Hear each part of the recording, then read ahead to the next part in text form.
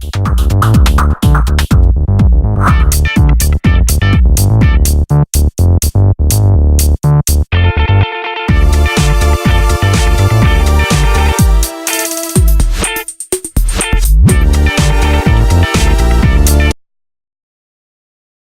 there's some storage up here. It's got some plugins and things in it, but it's a little hard to reach, and I could see myself falling down the stairs trying to get at it. There's plugs here, lighting, awning. Oh, there's a step light, so I could turn that on, and then it would remind me not to fall down there. But pretty much, oh, there's leveling jacks on this. I didn't realize that. But they're here, so you can put them up and down from there. I don't know that they are automatic leveling. You would probably have to go out and check on them. Okay. Oh, I also wanted to point out that the furnace ducting comes through walls and furniture and places like that. It's not coming through ducting in the floor.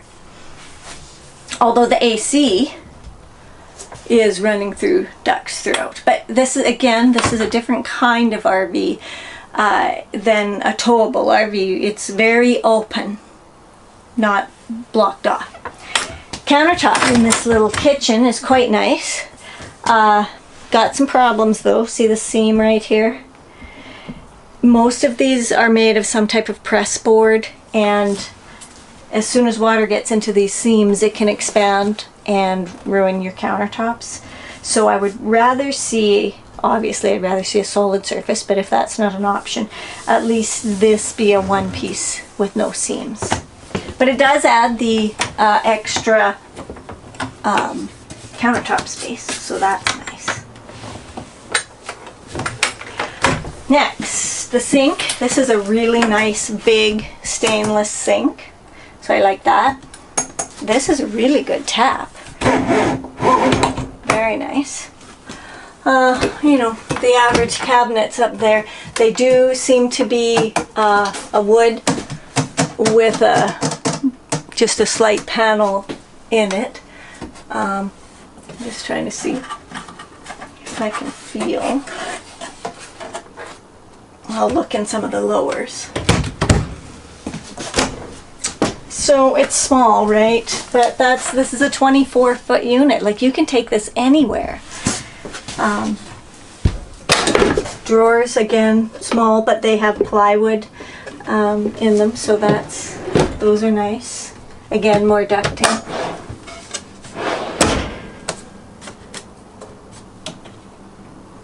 I'm just looking, I don't see any screws. I'm unsure about how these cabinets are actually fastened down. That would take more looking into. Nice little backsplash there. Small but very functional microwave. What do we got here? A nice sized 3-burner gas stove. That's level. So when you put your pot up here, it's doing good. I don't know if anybody has watched the other reviews that we've done, but I only have a 2-burner stove and it's not level, and it really drives me crazy. So I like that. And this has an oven, so that's nice too. It's not the hugest oven that I've seen, but it's an oven, and it's good to use. I like this. That's a nice deep drawer. It's not as deep this way as I would like it, but you could put some pots and pans in there. And what do we have? Oh, a pantry. And look, I love that. That is a great feature. Usually you see that kind of thing only in really higher end RVs. So that's very nice. I should have put some more in, especially up here. Well, I guess up here I wouldn't have been able to see in it anyways. Our fridge, I'm not sure what size it is. I've read that it was a 6 cubic foot fridge, but I'm not 100% sure about that. But it's a nice size fridge. We had one that size and it was fine. So continuing on in the sort of kitchen living area, this is a wonderful cupboard. You could put lots of different things in there. So that's pretty good storage. I'm not sure why there isn't one here. Let's take a peek underneath here and see. Well, you can get into it from here. Oh, I wonder if that's where that big storage is outside. I was wondering that too, but I think it might be further back. Further back. Yeah. But it you can get into it from there, so I guess you could use that for storage. These are kind of hard, but they feel good. Like, this is nice. You're sitting up quite high. Does seem high. The seat belts are here, and it is an option to get child seat tethers put in here. Let me just see if it has them. Oh, it does. You see that? So that's so you can hook up a child seat in here. The drink holders are nice for when you're driving down the road, because this is where your passengers have to sit.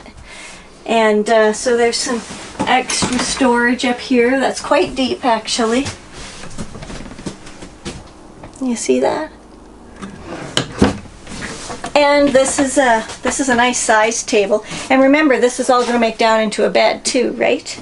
So the table will just fold down and sit in here, and then as the cushions come down, it's probably a pretty decent bed. I do like the decor. Let's take a look at the blinds. They seem pretty decent, and you know, they're not too flimsy and they're not too difficult.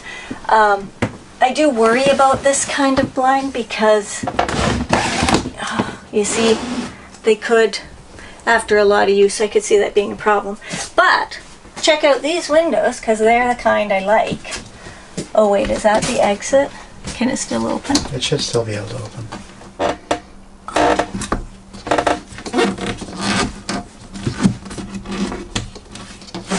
There we go. So that's my favorite kind of window. You get lots of airflow that way. You can see out. They're nice big windows. So in this Chateau 24-foot, this is a lot.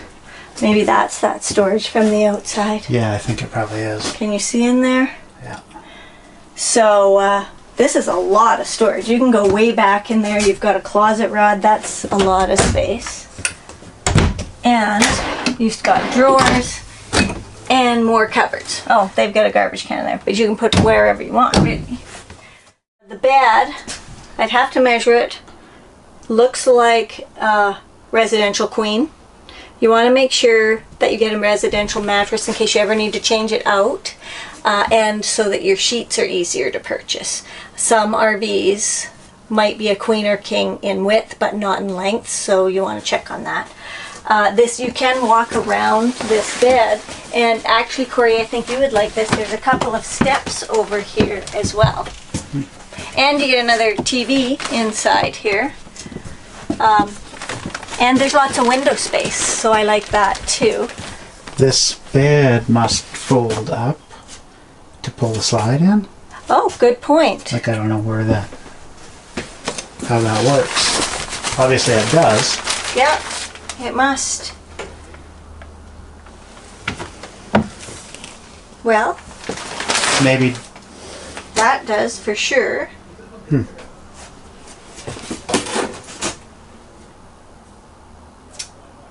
I get it.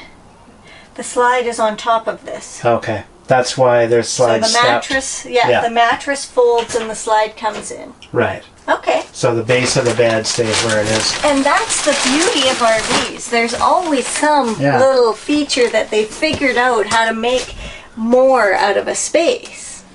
So there's a curtain to give some privacy in the bedroom area. I don't generally like curtains, but you know, if you take care of it, I'm sure it's fine. Let's check out the bathroom. This is a small unit. We've got all this space. Oh, and a pretty decent bathroom.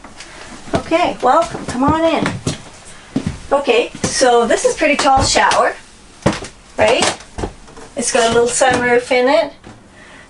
Plasticky, but you can change those out if you want. Oh, check out the door. I'd worry about that Durability and moisture. Does it go around the back? Or does it go into a pocket? It goes into this, it's just on a roll right here. Right in here there's a roll. Like you might get moisture on the film? Yeah. That's like an awning that's wet and gets put away, right? Yeah. So I guess a person might want to dry it off or ride with it open or something. Yeah. Closed. But that's another unique feature that I've not seen before. I like the roll-up style. I would just worry about, you know, this getting punctured because it's. But that's interesting. And the toilet, that kind of feels like it's a porcelain bowl, plastic lid, but I mean, there's room. This is always a problem for me, but I've seen this small of countertop and sinks in much bigger units. So this is probably decent size for this. There's pretty decent storage under there. Well, maybe not. I lied about that. So the storage in here is hampered by the plumbing. But you do also have this. And good part about this is it has a good mirror. And you've got these nice hooks on the door to hang your things. So that's good utilization of space. So this is not a bad bathroom because, as I said, this is a 24. Factor to consider these days when you're buying pretty much any RV is the slides, and you need to consider them because pretty much all of them have them and they give you so much extra space. Why wouldn't you want it? But you need to think about what your RV is like when the slides are in. So if you're going to purchase, make sure that they pull all the slides in and you get to view it that way because it's completely different. In this particular model, when this slide comes in, it's probably coming into about here, hey? So what can you access? If you go to the grocery store and you get your food and you need to bring it in, can you get it in? And yeah, you can get into your fridge and your freezer. You could get into your pantry, you could use your sink, you could use your stove, you could use your bathroom in here with the slide in. Your bed is not going to be usable because it's going to fold up. But if, say, you're just doing a stopover in a Walmart parking lot for the night, you could make up the dinette as your bed, or you could sleep up on the bunk. So you do have bed choices without opening the slide. I think this is a really nice unit. We didn't talk about flooring, but this, in my research, was talked about. It's not a smooth, shiny floor. It's a bit of a matte finish, and it's a bit grippier, but apparently a more durable floor. There's no carpeting. Yay! I just don't see the need for carpeting in an RV. It just tends to make a mess. I do like the decor in here. This is really nice. I think this is a great unit. And it's at an RV show. You can probably get it for less than 100 grand. So this is, remember, the 2018 24F Chateau built by Thor. Currently, with the, you have to remember the price is high on these. It's at $100,000, but that's because it comes with a full engine, and remember that's the Ford E 450 and the chassis and everything that goes with it. So this is a really self-contained unit. What I love about things like this is you can be driving down the road, it's pouring rain, you stop and you don't even have to get out. You can do everything you need to do in here. You're warm, you're dry, it's great. You're driving down the road and you gotta go to the bathroom, you get up and you go. I love motorhomes for that reason. You can have a snack, whatever you need. So that's what makes the price on these higher than just a towable. There's a motor involved. So we want to talk about all the numbers and things, but I need to get the facts on that, and we will present them when we do our wrap-up on this unit. We're back with the final numbers that we got from the brochures and things on the Chateau 24F. One thing I wanted to mention is in all of my readings online and research and brochures and things, I noticed that they keep talking about this Class C being on the Ford E350 chassis. But in actual fact, the one that we were reviewing and filming was the E450. Yeah. So I am just going to read you the specs that the brochure gave us so that we can get all the numbers out there for you.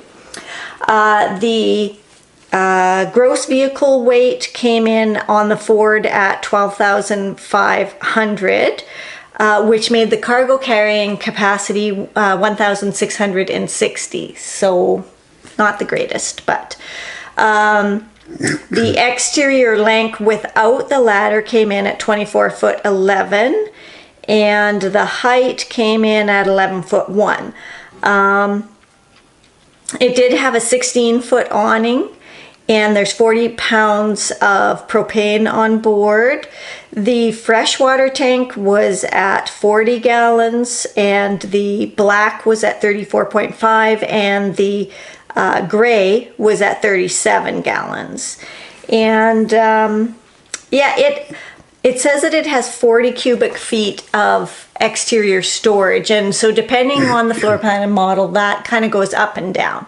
So those were the numbers that were attached to that unit, and then we'll just go over the things that we liked and didn't like. Do you want to start with? Sure. I'll start with the likes. Okay. One of the things I liked a lot is when you're driving it and you get up to go into the back, even with the bed made up on top, you had plenty of headroom. You could just stand up and walk straight to the back. I don't know whether everybody will appreciate that, but I sure did. Well, if you're driving, are you getting up and walking to the back? Because you're usually... Well, no, when you park. Okay. Yeah. So you don't need to change anything. Yeah, no, it's all good. The other thing I like is that it does have jacks. I believe they're automatic jacks. I don't think they're self-leveling jacks, but makes it handy for leveling the unit once you're parked. Right. I like the fact that it's a motorhome versus, there's so many conveniences that come with a motorhome. You can go to the bathroom, or some of us can go to the bathroom while you're driving down the road. Which you're not supposed to do. But, or, if someone needed to get someone snacks, say, that's always handier in a unit like that. Right. So I like that about it. Okay.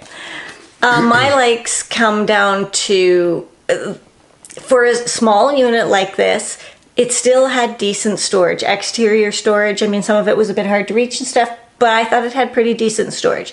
Inside storage with that cabinet under the dinette and the pantry cabinet, it seemed pretty good. So the other thing that I liked was that full wall slide, because it just added so much space to the interior. But even when it was closed and you're just doing an overnighter, you still had access to everything you wanted, and there were enough beds. So I thought that was good. The other thing I really liked, I know might seem silly, but it was that big tap in the kitchen sink. Well, it was high and you could pull it down. I thought that was a really great tap. It was a good tap. Yeah. So those are my likes.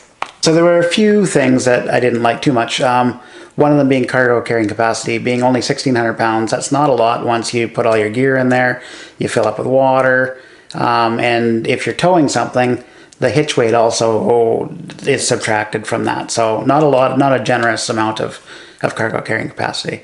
The other thing, the shower door, although convenient, I'm not sure about the retractable door. It seemed a little bit flimsy when it's open. Yeah, it did. And I'm just concerned that when you roll it in, the moisture from the shower goes into that, and it could sit possibly for weeks if it's being stored, or months, and you have that water in there, and it just could be a problem.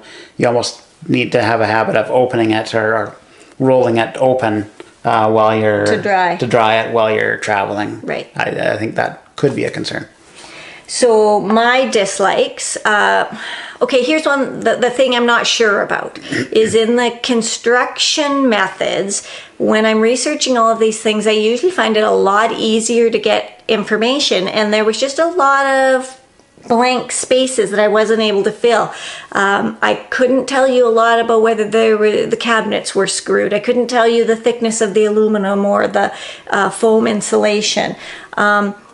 I couldn't tell you exactly how those walls were laminated. So I'm just saying I'm not confident. Could require a little more research. Yeah, I'm if just you're not gonna buy it. confident in the construction techniques. So that was an issue for me. I also didn't like that you got to climb around way underneath the slide to get at least 3 of the storage compartments. And then the other thing I didn't really like was that all of the heat ducting was throughout the furniture instead of being through the floor, which it isn't such a big deal that it's in the furniture areas, but I'm afraid that it could leave the floor quite cold on a colder night or something like that. So that would have been the other dislike for me. So I don't know. What do you think? For what kind of people want to use this? It could be a single person. It could be a couple. A single person would like this because this is a super easy unit to manage on your own. Easy to drive, easy to park, easy to get around. Easy to get the slide out, easy to get the jacks done. A family could use it. It does have enough beds, and for a small unit, it's fairly spacious. And 2 of those beds are made up. Right. Yeah, that's true. I think it's good for someone on the move, traveling. Mm-hmm. Again, it's maneuverable. You can get into smaller spots.